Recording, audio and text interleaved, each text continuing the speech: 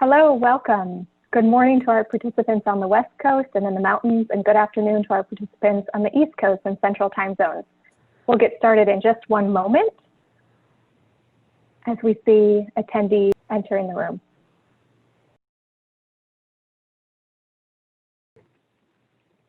Well, it looks like we've got a stable set of participants now, so let's go ahead and get started. We're going to quickly cover some housekeeping items, introduce you to our facilitators and speakers, and then dive into the session. Ellen, can you advance to the next slide? Thank you. I'm Bethany Miller. I'll be the lead moderator and facilitator for this session. I'm joined by Ellen Weiss, Executive Director of SREE, who will be troubleshooting any Zoom challenges, operating our PowerPoint, and fielding your questions. Next slide, Ellen. Now it's my honor to introduce the three philanthropic leaders who are joining us today. First, we have John Barron, Vice President of Evidence-Based Policy at Arnold Ventures, which, guided by evidence, research, and policy, works on criminal justice, health, public finance, and of course, education. Perhaps like many of you, I first met John in his role as the founder and president of the Coalition for Evidence-Based Policy. In fact, at that time, he had just finished a rather rousing and at moments contentious discussion about the types of evidence that should be driving policymaking with former AEA President Michael Quinton. Prior to leading the coalition, John served on and chaired the National Board of Science and held other federal government roles. Joining John on the panel will be Villarreal, Director of Education Grantmaking at Ascendium, which focuses on removing barriers so that more college students can achieve their academic and career goals. Building on the framework advanced by Investing in Innovation Fund, Ascendium has a particular vision for how it works, supporting exploration, validation, and scaling grants. We'll hopefully hear a little bit more about that from Rebecca later on the webinar. Prior to Ascendium, Rebecca served alongside me on the Kresge education team and held leadership roles at higher education organizations in DC. And finally, rounding out our panel is Elliot Weinbaum, Director for Great Learning at the Penn Foundation, which is rooted in Philadelphia and works to improve the quality of life in the city and the region. Elliot focuses on improving educational opportunities and outcomes for children and adolescents in Philadelphia. Many of you may know Elliot from his time at the Department of Education, where he oversaw the RELs, or the Regional Education Laboratories, and the What Works Clearinghouse. It's a really great set of panelists. And our purpose in bringing together these leaders to speak to the SREE members was to help demystify private philanthropy and to hear how they're thinking about educational research before and now in our current context. As you're likely already know, some of the most influential researchers, yes, have core grants from the Institute for Educational Sciences and other government sources, but they also secure partnerships with philanthropic players like those we have on the webinar. These players not only help bring additional dollars to important research and evaluation, but also use their platforms to elevate researchers' work and their networks and their ability to convene to connect researchers to each other and to other important players like policymakers and practitioners. I'll say one other thing about this panel before we get started, which is as we are pulling it together, while all of the panelists share a commitment to evidence-based evidence building, we intentionally wanted to showcase the different types of philanthropic organizations. We have two national funders, Ascendium and Arnold, and one regional or local funder, Penn. We have one funder whose first lens is research and evaluation, Arnold, and two funders who lead with and whose first lenses are the educational areas in which they work and the educational goals they're trying to achieve, Ascendium and Penn. For those of you who are newer to private grant making, we hope this will help orient you to the variety of funders that are out there and that are supporting research. Next slide, Ellen. So how are we going to spend our time together? First, the panelists will field some questions prepared by me, and in the last 15 to 20 minutes, we'll open the floor to your questions.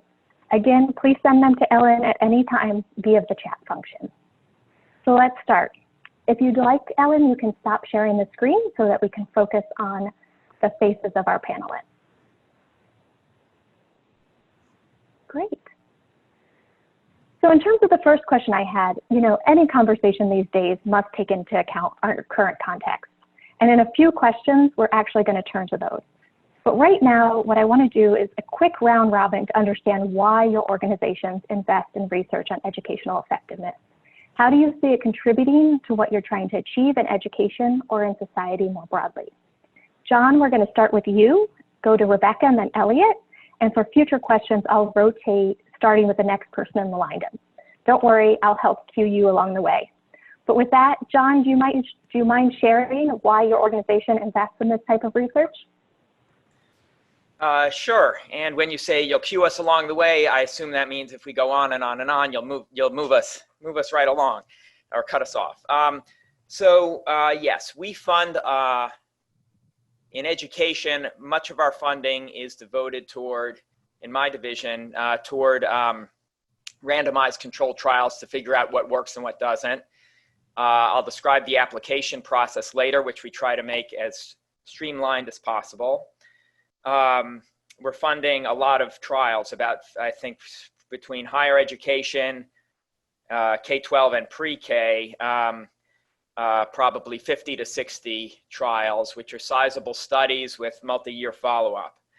Our goal in a nutshell, talking about why we invest in research, not just in education, but in other areas of social policy, is we're trying to find interventions that work, where there's a meaningful impact on an important outcome, like the dropout rate or graduation rate or reading or math proficiency or college graduation, earnings ultimately, so an important outcome.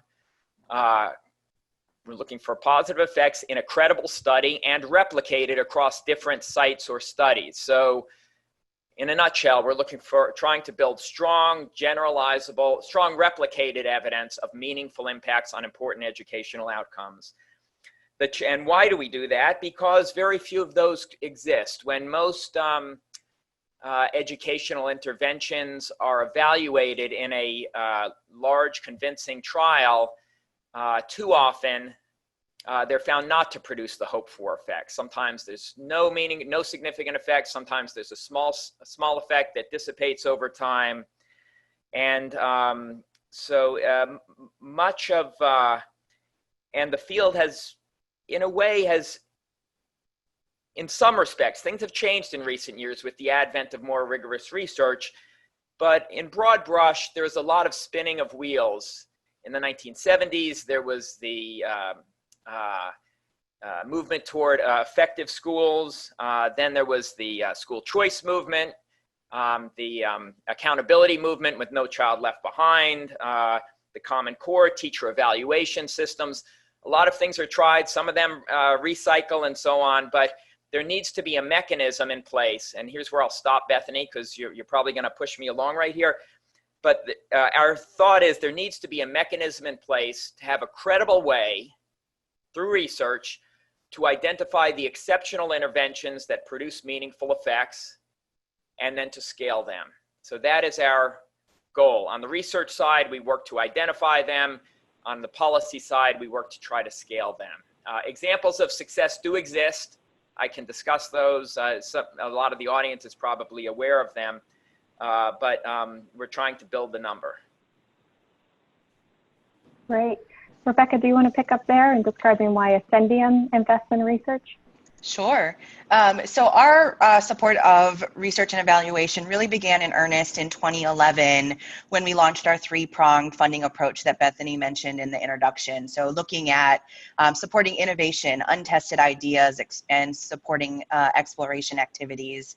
The second area, really the crux of the conversation today, we label validation. And so better understanding and supporting research and building evidence base to understand what works, similar to what John was describing. And then lastly, how can we take those proven practices to scale and through our scaling grants? And our why is really simple. We think it is critical to support independent research to help build that body of evidence. And there are still so many unanswered questions, particularly for our student population, thinking about learners from low-income backgrounds and what systems and policies need to be changed to better support their success.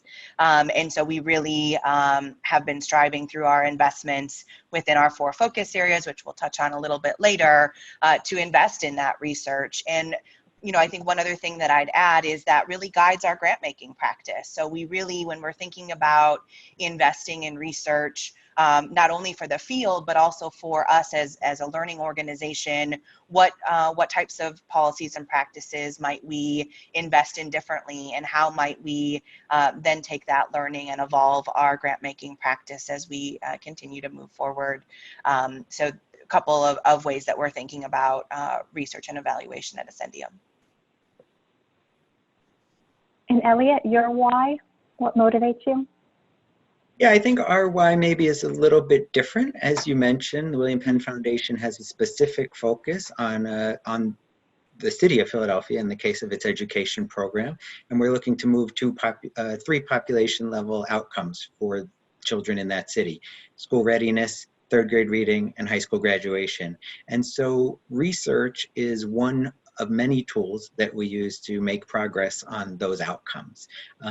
Sometimes it's promoting the use of research where it's already in existence and could be leveraged more effectively in our community to improve practices and the quality of practices and interventions. Sometimes it's synthesis of research. Maybe there's a big body out there, but the local actors don't necessarily have a quick way to make use of that research without a synthesis that meets their needs. And sometimes it's the generation of new research evidence that will help us to strengthen programs, refine programs, or change policies sometimes that will more effectively support kids and their families. So for us, as I say, the research is really, we're supporting it in an instrumental fashion to change practice and policy locally.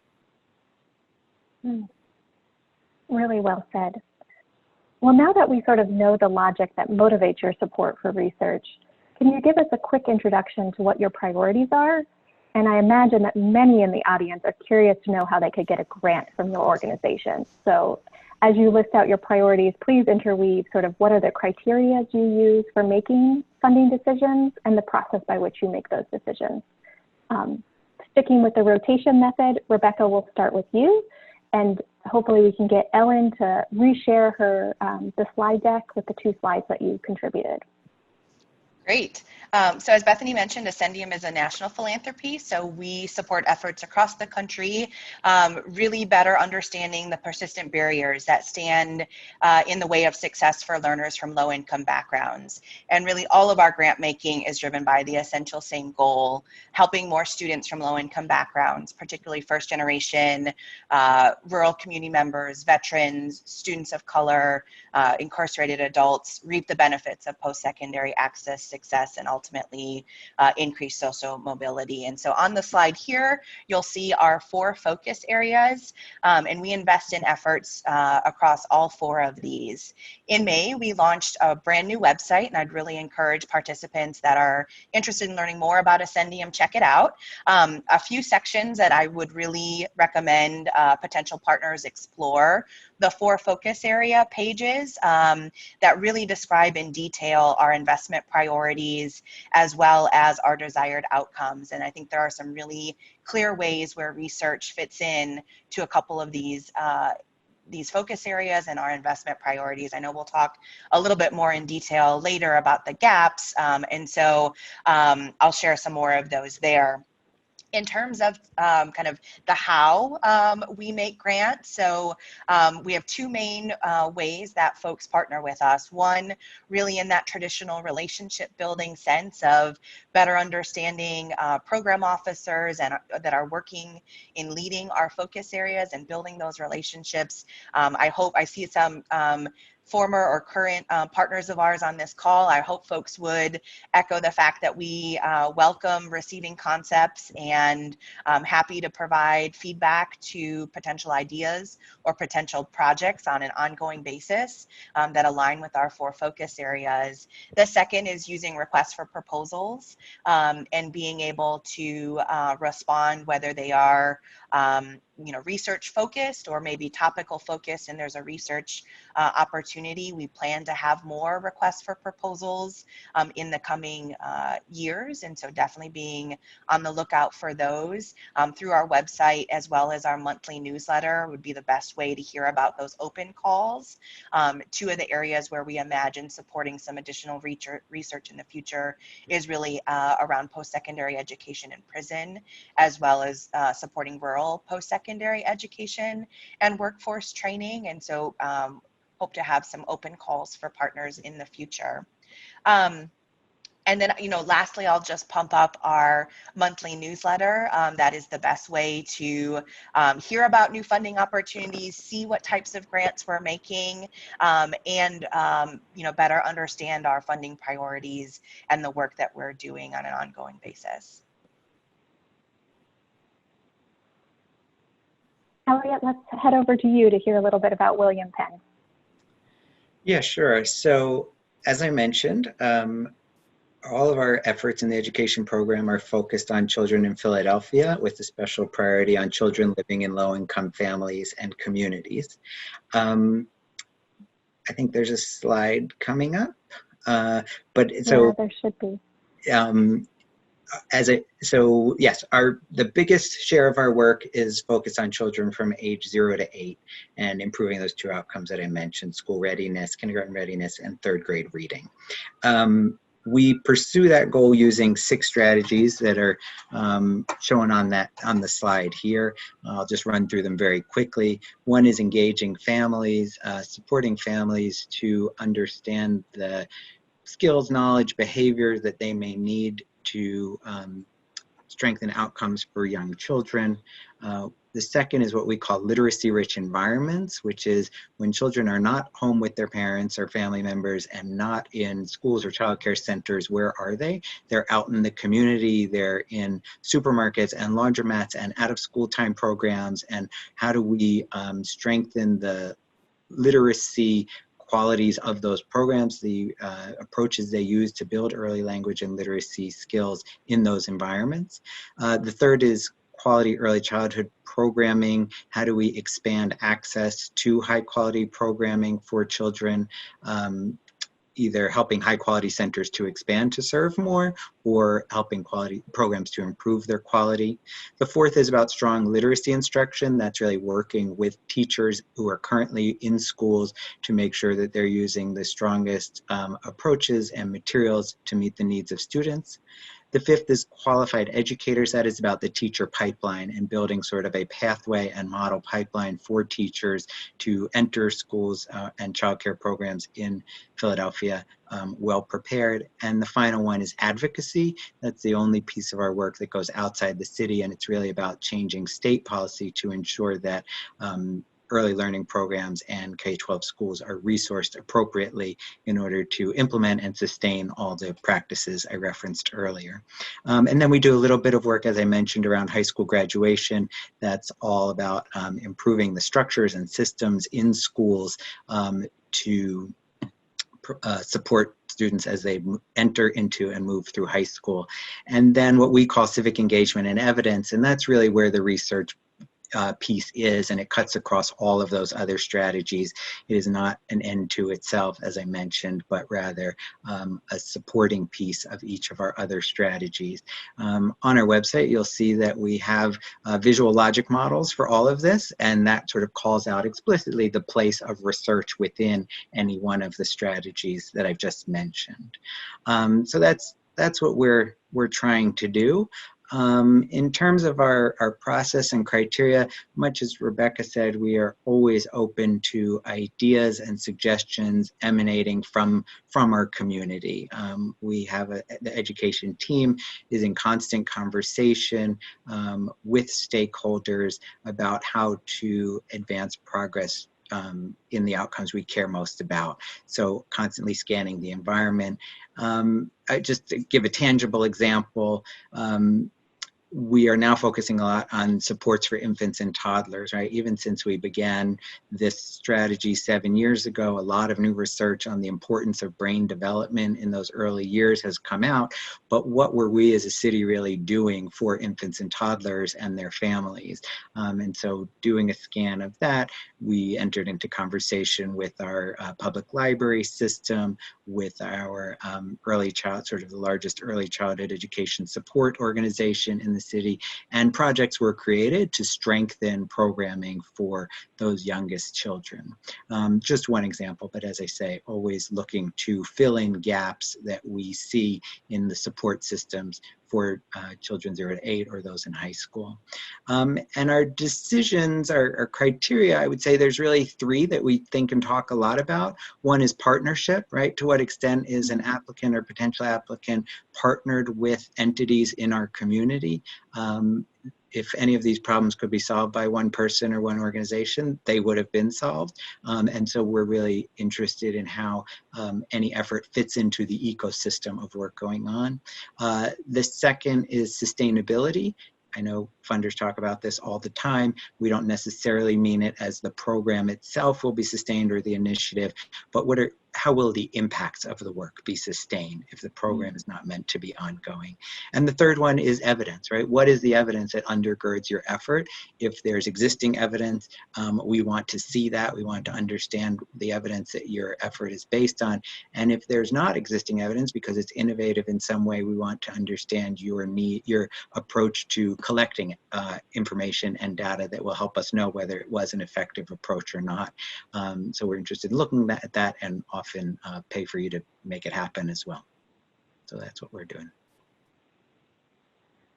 Great. And John, do you want to round us out? And you should have some slides as well, if Ellen can advance to the next slide. Yeah, so we fund almost all of our studies through a streamlined request for proposal, RFP process, which is a standing RFP. It's 3 pages long. We ask first for a 3-page letter of interest. We review it. If it looks good, if it's in the range, we provide some feedback and then invite a 6-page proposal. And then if everything checks out according to the criteria I'll describe in a moment, we will fund it. I think the way, given our focus on trying to find interventions that work and can be replicated, the way we think about it is that we we recognize the value of earlier stage research like Rebecca and Elliot have been describing. We certainly do, and we rely on it. But our funding investment is really sort of at one end of the evidence continuum where there is already an intervention that has at least been piloted, has been fielded in at least some form somewhere. So it's we know that it can be reasonably well implemented, and where there is a strong signal from the prior research, whether that's a quasi-experimental study or a small RCT or whatever, some signal that this intervention could produce a meaningful effect. The way we think about it is, you can sort of, at this point, you can see to put it in biblical terms, you can see the promised land, that something might work, and we're trying to move, with our investment, move it into the promised land where the effects have been confirmed in a definitive study and reproduced across different school districts or different sites. So the first criterion we look for, and let me give you just one example. We fund, we're funding a study of Bottom Line, which is a college coaching program. We're funding a large multi-site replication trial of it with Ben Castleman as the lead investigator and his team. It's a 7-year trial. It's a college coaching program designed to look at the effect, measure the effect on college graduation. And there was promising prior evidence. There was a quasi-experimental study that suggested a large effect. Now, the early results of the randomized study are very promising. They're not as big, not quite as big as the quasi-experiment, but it looks like there's an effect, at least in the early follow-ups, on college persistence. We fund a lot of replication trials. We're funding a replication trial of ASAP, which is a post-secondary education program. We're funding a replication trial of career academies, a state level expansion in California.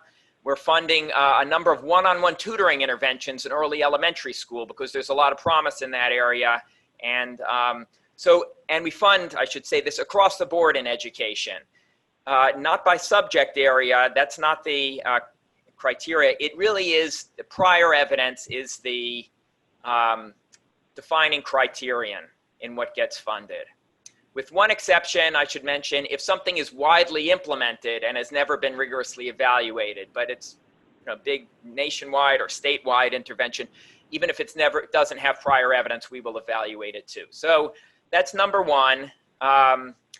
Number two is that the applicant's team includes a researcher in a substantive role who's previously carried out a high-quality randomized trial. It doesn't need to be the principal investigator, but somebody on the team who's done it and executed a successful trial, and we ask them to send us in the application just a copy of a prior study report that they've done, and we review it quickly. Third piece is the applicant's proposed study design valid? Is it properly powered? Are they measuring outcomes that are of policy importance, not just not just educational expectations or not just a 6-month impact? Are they looking to see whether there's and not just like letter word identification? We're looking for impacts ultimately on reading comprehension, to give you one example. So we're looking, and usually sustained over time. We minimum 2-year follow-up in most cases, and we like to go for longer. Sometimes if there's an existing study underway that somebody else has funded, we will fund a longer-term follow-up of it. We are shameless in borrowing from what's already been learned and trying to extend it and so on, and replicate it. And finally, in general, we pay for the RCT, the study. We will support all aspects of that, but we generally look for others, another foundation or government or some other party to pay for the delivery of the intervention to the treatment group as part of the study. Great, excellent. And I can attest, putting on my Kresge cap, that we often join Arnold in funding and joining a funding coalition in which our team is funding the intervention and Arnold takes on the evaluation. So thanks for highlighting that. So I want to just Bethany, go back. Could I just ask, yeah. The link to our RFP is on the next slide. Would it be possible to show that for a moment? It's also on our website, but the top one is the main one. The top 2 are the only ones relevant to education policy, but they can all be found on the RFP list, listing, the tab on the Arnold Ventures website. No, Bethany, great. I wonder if I might just interject. I think what Elliot and John shared really sparked for me a couple of things that I'd love to share kind of around what we're looking for, some of that criteria related to research. I think that better understanding the audience. And so is this a project that is really looking to spark policy change? Is it to test an unproven practice? And so really some deep consideration to ultimately what is the end goal of whatever sort of research activities are being proposed. And then coupled with that is really an eye towards dissemination.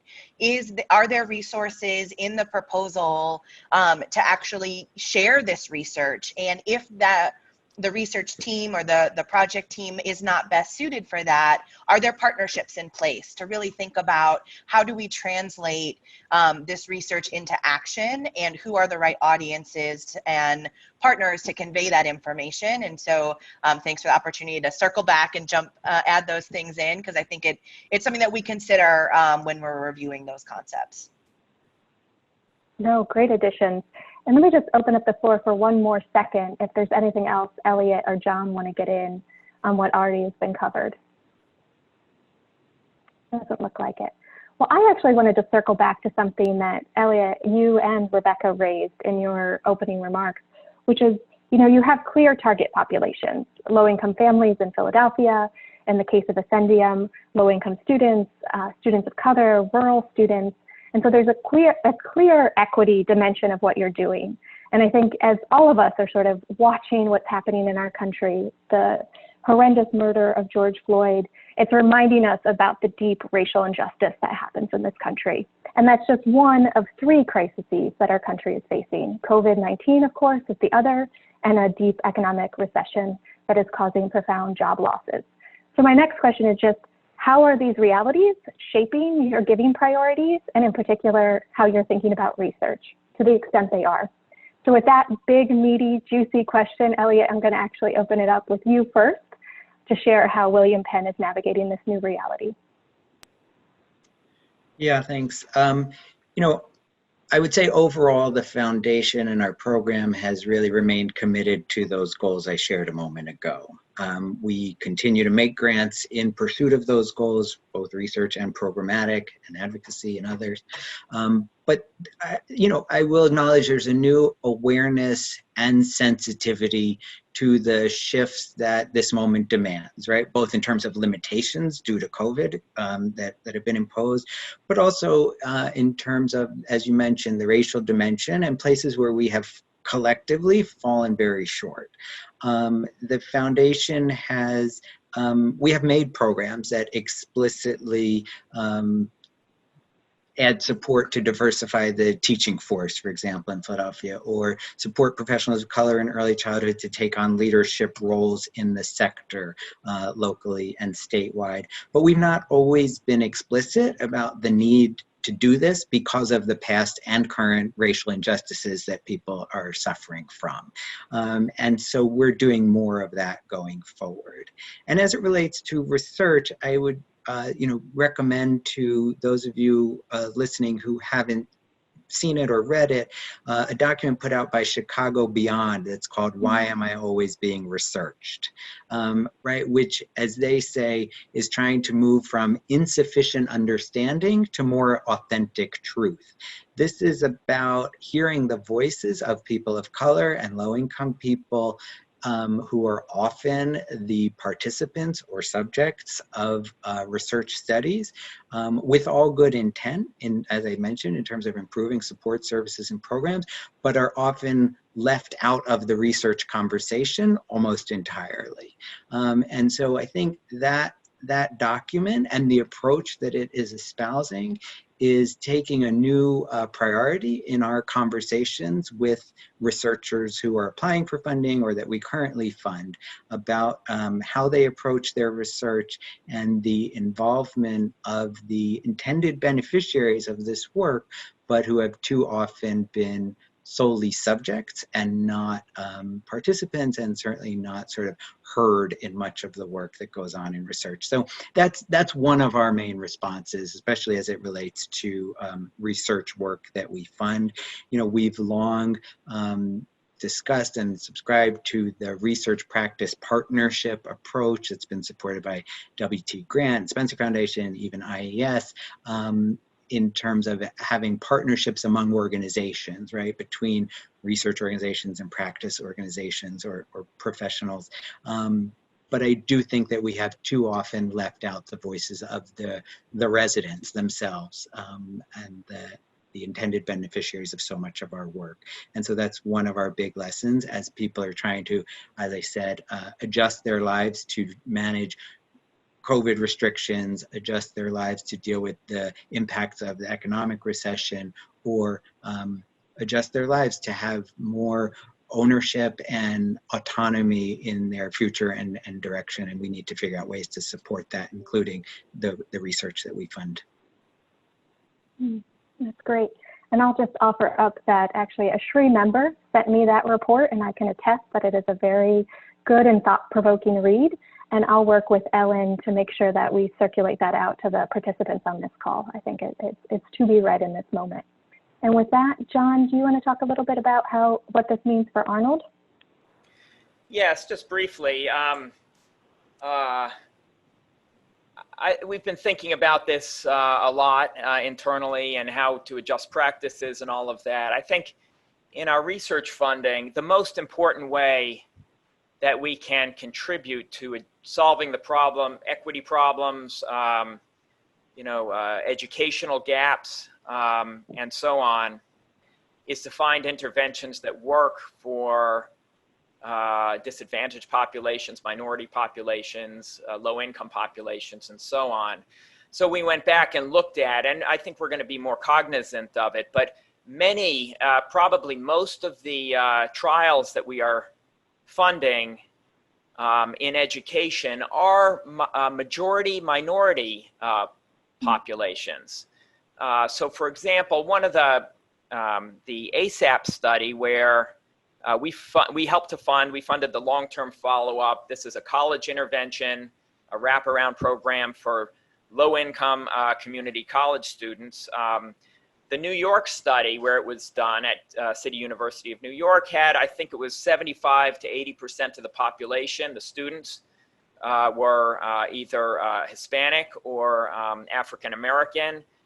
It was close to 50% in the replication study where we funded. And both studies have found large impacts on degree completion. So, which for addressing this problem, creating opportunities for populations that really need those opportunities, we think is a very important development for the field. So we are really focused on that. Yeah, for these types of populations, we really want to focus our studies and our thinking on trying to find interventions that improve people's lives, improve educational outcomes in a meaningful way. Rebecca, do you want to round us out on this? Sure. So in May of this year, we launched our investment priorities within each of our 4 focus areas. And I think, very similar to what John just described, they were definitely important pre-pandemic and additional calls for increased social justice activity. So I think there's just a new sense of urgency within each of our 4 focus areas, and thinking about what are some of those increased gaps that COVID in particular might be playing as we think about expanding post-secondary education in prison, for example, a population where the pandemic has brought so many educational opportunities to a screeching halt. And so I think we've not really changed priorities. I think just doubled down on the sense of urgency. I think one concrete example that I'd love to raise up is the issues related to transfer and supporting students that are transferring. We knew pre-pandemic that this was a challenge, and there were tremendous equity gaps around students that intended to transfer between 2-year and 4-year institutions.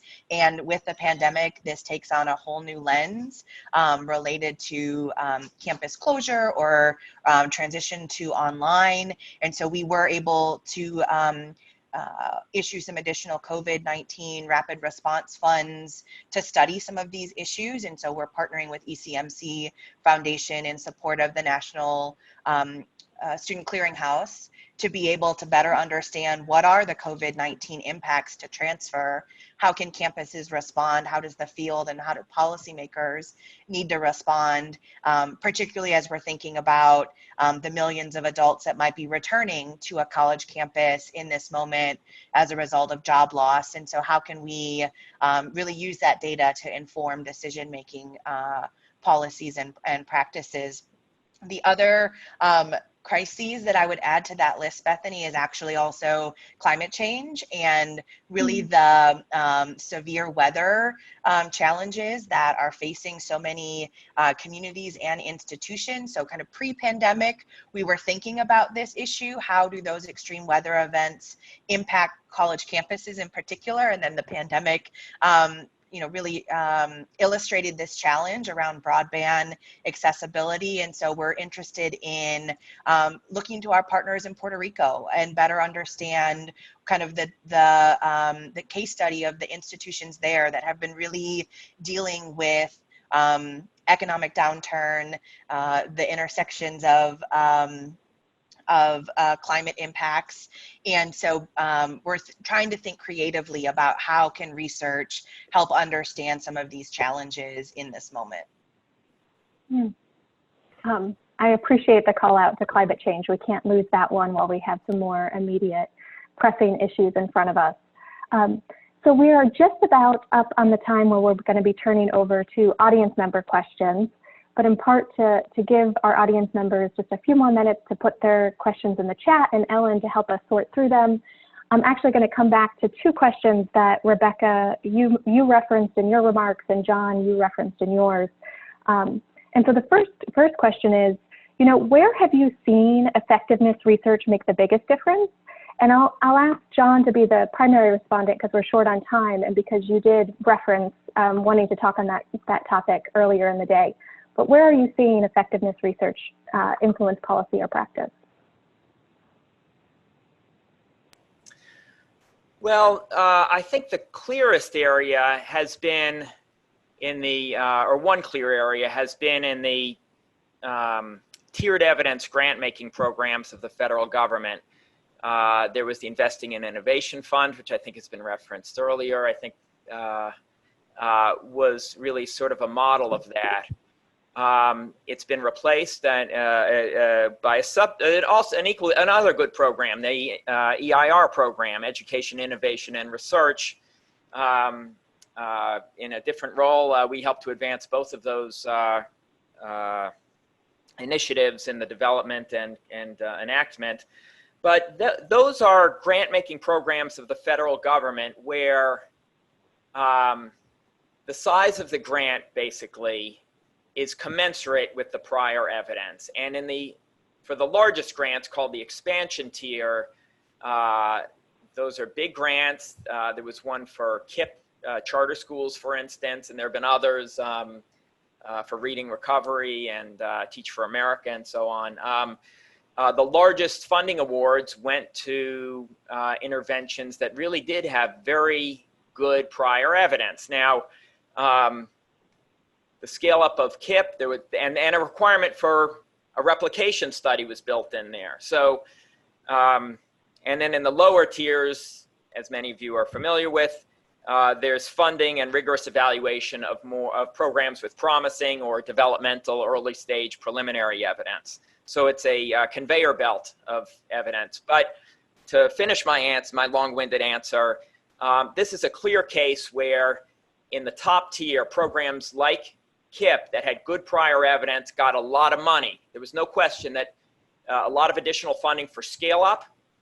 There was a replication trial required, and the effects on reading and math achievement and other important outcomes were successfully reproduced at scale. So that really is I think one of the best success stories for policy where research really made a difference in a positive way. That's a great example.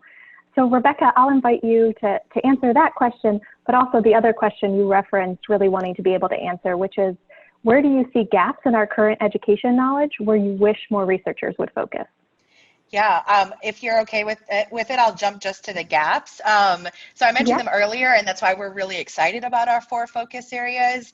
And hopefully there's some other folks on this participating today that are interested in some similar topics. So the first is really around supporting rural post-secondary education and workforce training.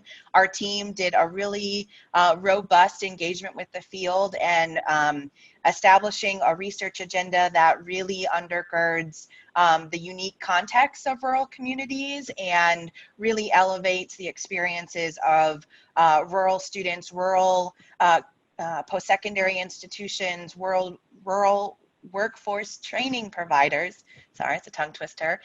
There's not a lot of research out there, and so we're really hoping to partner with those in the field to develop a deeper research agenda as well as evidence base that's really able to talk about those unique contexts in rural communities.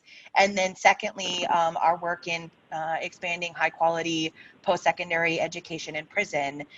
We know very little about what's happening in programs, what's happening in that pathway for learners that are currently or formerly incarcerated, and how do we make sure that we are providing those student support services to this really important student population. We talk about issues of equity. It's a group that we've not really, as a post-secondary funder community, spent a lot of time and attention on. And so some of it's around data capacity. Some of it is around just kind of interest and synergies with researchers that are tackling those issues. I think both of these two topics are spaces for folks that have lived experience to be active participants and engaged researchers and providing that critical guidance as these topics are examined more deeply. And we're hopeful that we can help fund some of that work moving forward. Great. And Elliot, just to give you the chance, if you want to answer either of those two questions before we turn to the audience questions. Yeah, thanks. I think the point I want to make is, for this audience in particular, is that education doesn't just happen in classrooms and schools, right? Kids, K-12 kids are in school about 20% of the time and out of school about 80% of the time. And I think when we think about education effectiveness, we need more work in that 80%, even while we still need a lot of work in the 20%. But that 80%, and particularly what's happening in homes between parents or other caregivers and children, is an under-researched area. And as we've learned more and more about the important role of that early brain development, as I referenced earlier, and the adult-child interactions and the extent to which they can support and enhance the learning that is going on in schools, is a big area. Obviously, COVID means lots of parents are spending lots more time with their kids. So we need to understand how we message and support parents or caregivers in supporting their children's education. What's most effective there? So that's one area where there's a lot of work to be done, sort of outside the schoolhouse. And even inside the schoolhouse, thinking about some of those non-instructional areas. You know, I think evidence research has been super helpful in helping us choose which curriculum to help the school district buy or not buy.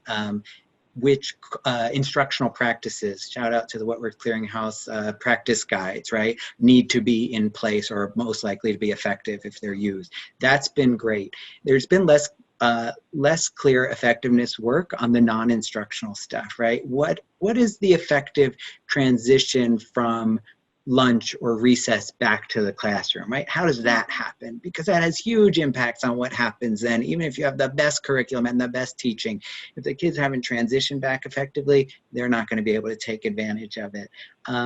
What's the effectiveness of the family engagement programs in schools? What are the characteristics of the most effective in terms of, again, strengthening those student outcomes ultimately? So all of that non-instructional work, I think, is another area where more effectiveness work could be done. And then if I could just build on the comments that John and Rebecca both made, and to this audience in particular, is to really think about funders also as an ecosystem who are seeking to collaborate. John mentioned that, you know, the RCTs he funds are built on all kinds of smaller studies that were probably often started with and supported by a local funder, right? And it would be really nice if, when we engage in conversations, people had that trajectory in mind, right? That this is where we want to start and this is where we want to get to, and we understand that any one funder is unlikely to take us along that entire trajectory. It's true in the programmatic work that we do, and it's true in the research work that we do. And so, you know, when I was seeking funding, I used to work at Penn and apply for grants. I'm not sure I understood the real opportunity to knit together those funding sources in an intentional way, and in fact, the extent to which funders really appreciate it. So as any of you are seeking to fill some of these gaps that everyone has mentioned, I hope you'll think about it in that sort of ecosystem way, and the desire for partnership that we have, not just within our community, obviously, but among funders as well, as we seek to advance these outcomes. Agreed. As Rebecca put in the chat, really great point, Elliot, about the funder landscape.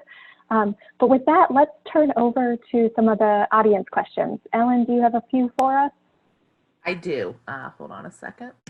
And I'm going to try to, I have two questions at this point, and I'm going to try to combine them because they're both COVID related so that you can address both parts at the same time.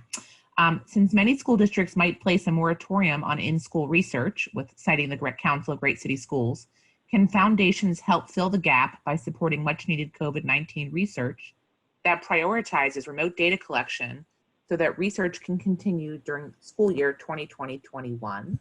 And following up with that, as funders, how have your organizations had to think about what your grantees are doing? For example, if there is no, if they're not in school and the outcomes aren't available and data collection is not feasible, what does that mean for you and your grantee partners? Really great questions. I'm wondering, John, if you're the best one to start us off on this topic, just because the number of different evaluations you mentioned having in the field, and I have to imagine many of them were impacted by our new remote setting. Yes, so a couple quick comments. We generally do, for existing grantees, for the studies that are in the field, some of them are not affected, not so affected. Some of them are more affected, depending on where they are in the project pipeline. In general, if a study is about to launch and was about to launch in this coming fall, we've tried to work with a number of applicants, a number of grantees, to delay the study till the next school year. A no-cost extension, sometimes an extension with cost, because we're trying to determine for most of these interventions their impact under standard conditions, or what, God willing, will be standard conditions once this pandemic is over. So that's one piece. And so we will help with that. We partner with our grantees in doing that. We don't fund a lot of pandemic-specific research, just to say that, to see what might work, or to fill gaps, during this period. Our goal mainly is continuing the momentum to find things that will work once the world returns to normal. We encourage applications now, again, grant applications, but with the idea that the studies might start up once schools are back in session. Great. Do either of our other two panelists want to chime in on this topic? I would just add to what John's saying. It's put us as funders in as much of a bind as it's put researchers. For example, we were funding a quasi-experimental design of the city's pre-K program last year. There was a fall baseline data collection. There was supposed to be a spring data collection. It couldn't happen. There were no children in classrooms to make it happen. That's a huge loss, right? That is a loss for us and our goals and our funding, as well as for the researchers involved. And together we have to figure out what to make of that. The money was spent on everything except that last data collection point, but that was at least half of the purpose of the project. I think it does speak to the need to not put all of the emphasis is not only on the outcome, right? And again, when we involve practitioners and families in these studies, they have lots of questions in addition to whether my kid, knows more vocabulary words in May than they did in September, and how that compares to some kid who wasn't in the program.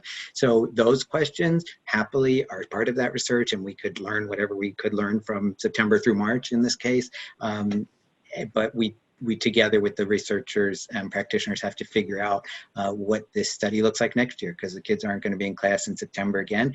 And as John said, we don't believe that virtual education is the right way to go for 3, 4, 5-year-olds. And so we're not that interested in assessing the impacts of a mostly virtual program. So we're looking to get back to what we think is much more of an ideal program design, and then picking up the work at that time. And I know the question definitely skewed in a K through 12 context, but I think my response would be, we're seeing this moment as an opportunity to potentially have some silver linings around some of the post-secondary success reform that we and so many other funders have been supporting, researching, trying to scale. And so we've been trying to find ways to use this moment in time to maybe push agenda agendas a little bit further. One of those concrete examples would be around multiple measures placement, and really thinking about if students aren't sitting for that high stakes test, then we don't have that data point. And so is now the time to really move forward some of the things that have been making progress in the field, and can we move it even further, faster in this moment? Great. Well, we're coming to the end of our webinar, so I'd like to just start to close this out. Ellen, would you mind sharing my screen again? Because we have just a couple of slides to close this out.